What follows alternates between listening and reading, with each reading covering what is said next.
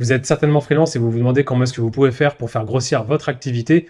Vous aimeriez bien faire quelque chose, mais vous n'avez que 24 heures dans la journée, donc vous êtes contraint par le temps. C'est le problème que rencontrent la plupart des freelances, c'est qu'à un moment donné, ils vont atteindre ce qu'on appelle un fameux plafond de verre. Et donc, il existe aujourd'hui en fait des manières de scaler cette activité. Et c'est ce qu'on va voir du coup dans cette vidéo. Je vais vous présenter 5 manières de scaler votre activité en freelance. On attaque tout de suite avec la première, c'est parti.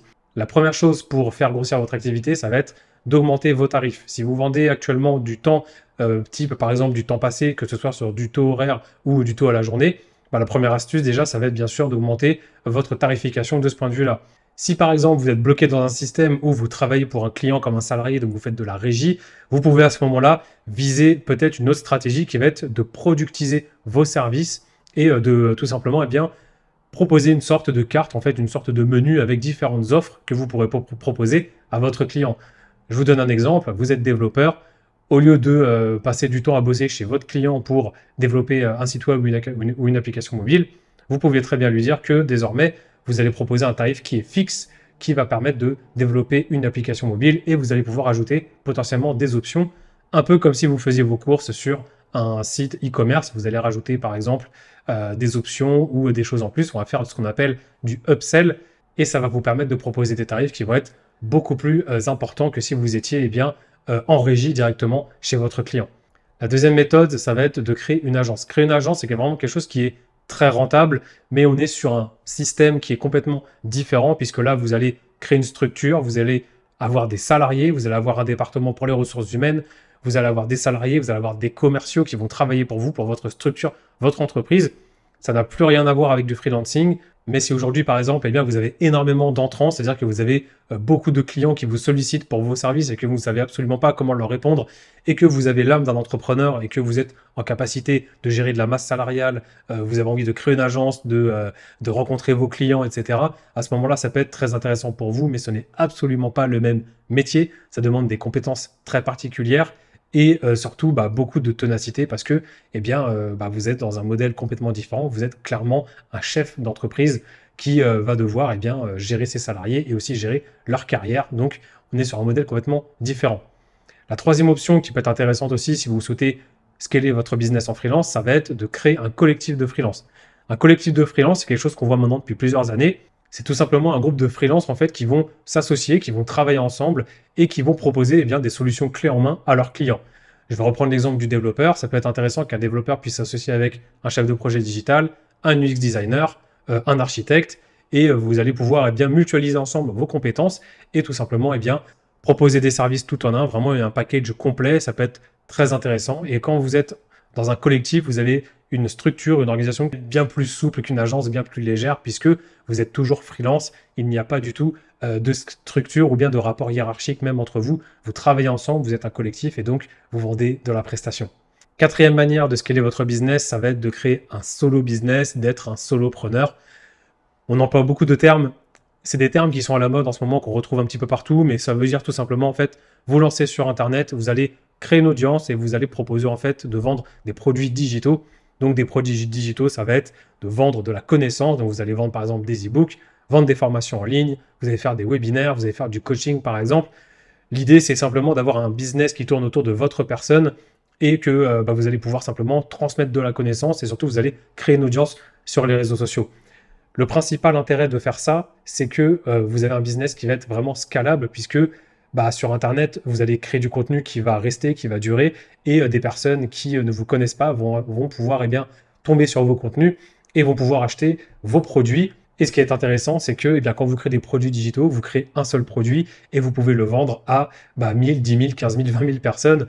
Donc, il n'y a pas besoin en fait de corréler votre temps avec le produit que vous vendez. C'est vraiment deux choses qui sont différentes. Donc, vous pouvez clairement avec ce business-là vendre des produits tout simplement en dormant. C'est la magie d'Internet. C'est comme ça. Et il y a de plus en plus de freelances qui essayent justement de se lancer sur YouTube et de créer des produits digitaux. Et vous avez donc compris que c'est la stratégie que je souhaite mettre en place pour scaler mon activité. La dernière option qui est intéressante aussi pour scaler votre business de freelance, c'est de faire ce qu'on appelle de l'apport d'affaires. Alors, de l'apport d'affaires, c'est ni plus ni moins que le fait de recommander en fait un autre freelance auprès d'un client et de prendre une commission sur le travail qu'il va effectuer. Je vous donne un exemple très simple. Aujourd'hui, vous avez un client, par exemple, vous bossez pour lui vous avez une relation sur du long terme, vous bossez avec lui pendant 6 mois, 1 an, 2 ans, 3 ans. Vous êtes bien avec ce client-là, vous n'avez pas forcément besoin d'en avoir d'autres parce qu'il vous prend tout votre temps. Mais en même temps, vous êtes sollicité par énormément de clients parce qu'ils ont vu votre profil sur LinkedIn ou sur Malte, vous avez beaucoup d'entrants, beaucoup de missions. À ce moment-là, ce que vous pouvez faire, c'est vous pouvez vous créer un vivier de consultants ou de personnes que vous connaissez en freelance, avec qui vous avez échangé. Vous les connaissez, vous connaissez leurs compétences.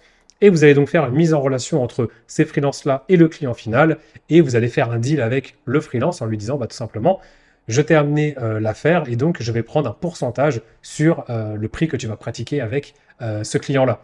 C'est extrêmement intéressant parce que c'est très passif du coup, parce que une fois que vous avez fait le travail de faire la mise en relation, vous allez toucher des commissions quasiment tous les mois. Donc après, c'est à vous de définir, est-ce que vous voulez toucher des commissions tous les mois ou bien une seule commission sur la prestation effectuée à l'année, ça peut être intéressante. Et si vous multipliez cette opportunité-là, vous pouvez très bien demain avoir une dizaine, vingtaine, trentaine de consultants avec qui vous avez fait de l'apport d'affaires et vous allez toucher tous les mois en fait des commissions et ça va tomber un peu comme une forme de loyer. C'est quelque chose que j'explore aussi, mais qui prend beaucoup de temps à mettre en place. Néanmoins, c'est quelque chose qui est très intéressant et je pense qu'il ne faut pas se fermer les portes. Ça peut vraiment être intéressant de le faire, surtout si vous n'avez pas envie de créer une agence, de créer un collectif ou de créer une structure. C'est quelque chose qui peut se faire de manière assez simple.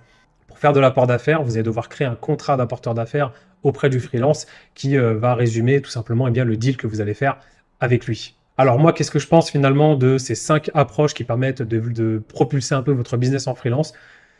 Je pense que si vous deviez en choisir une, il faudrait déjà voir ce que vous avez envie de faire. Bien évidemment, il y a des options qui sont, on va dire, plus risquées que d'autres. Créer une agence, typiquement, c'est quelque chose qui est très risqué parce que ça demande déjà d'avoir des fonds et vous allez mettre un gros capital sur la table et va falloir le rentabiliser.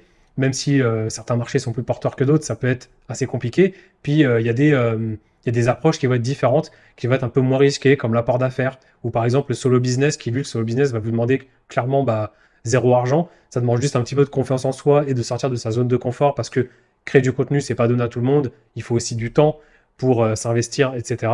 Mais je pense que surtout le facteur décisif parmi tout ce que je viens de vous proposer, c'est de vous dire qu'est-ce qui me permet simplement de décorréler mon temps versus l'argent que je vais engendrer.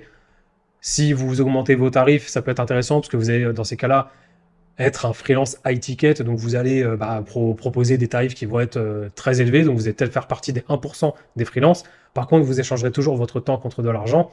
Si vous créez une agence, le temps, alors là, je n'en parle même pas, vous allez bosser certainement 70 heures par semaine, mais vous allez peut-être potentiellement prendre beaucoup d'argent. Créer un collectif de freelance, ça peut être intéressant de s'associer avec d'autres personnes. Ça peut être aussi une aventure qui peut être assez agréable. Mais c'est pareil, on est surtout sur un ratio temps-argent. Le solo business et l'apport d'affaires, ça fait pour moi partie des solutions qui sont aujourd'hui les plus intéressantes, surtout si vous voulez avoir du temps libre pour votre famille, pour vos loisirs, etc. Parce que c'est des choses où vous allez travailler dur une seule fois et à un moment donné, vous allez avoir du temps et vous allez avoir de l'argent qui va tomber quasiment sans rien faire, même si le revenu 100% passif n'existe pas, il va falloir quand même travailler un petit peu, mais ça va vous demander quand même beaucoup moins d'efforts que les 3 premières options que je vous ai proposées.